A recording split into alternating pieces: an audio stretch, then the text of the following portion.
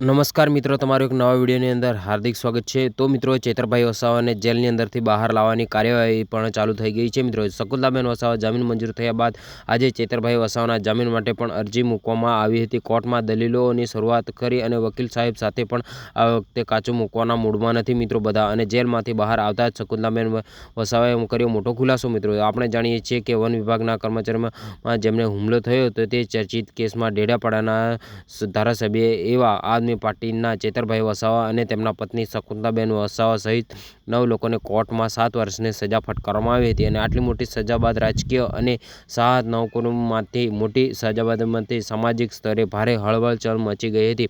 પરંતુ તાજેતરમાં તેમને એક કેસમાં એક એવો નવો મોટો આવ્યો છે કે જ્યારે નામદાર હાઈકોર્ટ દ્વારા એક પછી એક આરોપીઓને રાહત મળવાની શરૂઆત થઈ ગઈ છે। ગઈકાલે શકુંતલાબેન વસાવા સહિત અન્ય લોકોને પણ વડોદરા જેલમાંથી મુક્તિ થઈને બહાર આવે છે। અને જેલની બહાર આવતા સાથે જ શકુંતલાબેન વસાવા દ્વારા આ સમગ્ર મામલે એક મોટો ખુલાસો કરવામાં આવ્યો છે અને પોતાની પ્રતિક્રિયા આપીને ગયા છે અને હાલમાં ભારે ચર્ચાનો વિષય બની ગયો છે। અને મિત્રો, ગઈકાલે વડોદરા જેલની બહાર આવતા જ શકુંતલાબેન વસાવા અને અન્ય લોકોને આવ્યા ત્યારે આમ આદમી પાર્ટીના રાષ્ટ્રીય સંયુક્ત સચિવ ઈસુદાન ગઢવી અને અન્ય પાર્ટી નેતાઓના તેમના આવકાર માટે જેલ પહોંચ્યા હતા। અને ત્યારબાદ પહોંચીને તમામ નેતાઓ અને સમર્થક દ્વારા જેલ મુક્ત થયેલા લોકોનું ભવ્ય સ્વાગત કરવામાં આવ્યું હતું અને તેમની ફૂલહાર પણ પહેરાવવામાં સન્માનિત કરવામાં આવી રહ્યા હતા મિત્રો। અને આ દરમિયાન રાજપીપળાની અંદર ચેતરભાઈ વસાવાના સમર્થન માટેનો એક મોટો કાર્યક્રમ પણ યોજવામાં આવ્યો હતો, જ્યાં મોટી સંખ્યામાં લોકો હજારોની પોતાની ટેકો જાહેરાત કરી હતી। અને આ સમગ્ર ઘટના વચ્ચે મીડિયા સાથે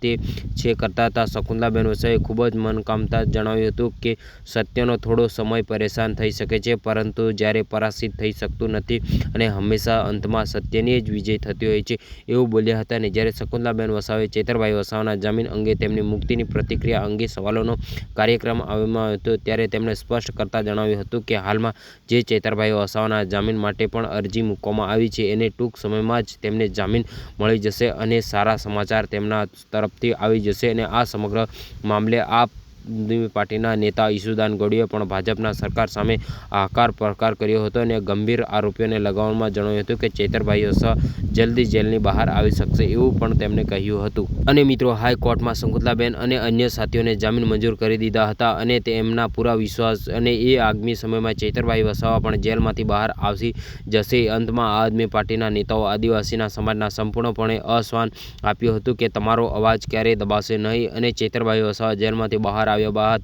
આદિવાસી સમાજના અધિકાર માટે બમણા ચોરની લડત લડશે। અને સરકારની ચેતવણી આપતા જણાવવામાં આવ્યું છે કે વારંવાર આવા ષડયંત્રો રચવાની સરકારે જ નુકસાન થઈ રહ્યું છે, કારણ કે અંબાજીથી લઈને ઉમરા ગામ સુધીના આદિવાસીઓનો ભારે રોષ પ્રવર્તી રહે છે અને તેથી જ આવા ખોટા કેસોને ષડયંત્ર બંધ કરવા જોઈએ, જેથી બધાને સારું પડે અને ચેતરભાઈ વસાવા પણ એક ધારાસભ્ય તરીકે છે મિત્રો। અને મિત્રો, આ વિડીયો એક ન્યૂઝ અને રિપોર્ટ તરીકે બધા જાણવા મળતો એક ન્યૂઝ ઉપરથી બનાવવામાં આવ્યો છે મિત્રો। અને આ વિડીયો તમને ગમ્યો હોય તો લાઈક, કોમેન્ટ, શેર અને ચેનલને સબસ્ક્રાઈબ કરતા જજો અને આ વિડીયો વધુમાં વધુ શેર કરો મિત્રો।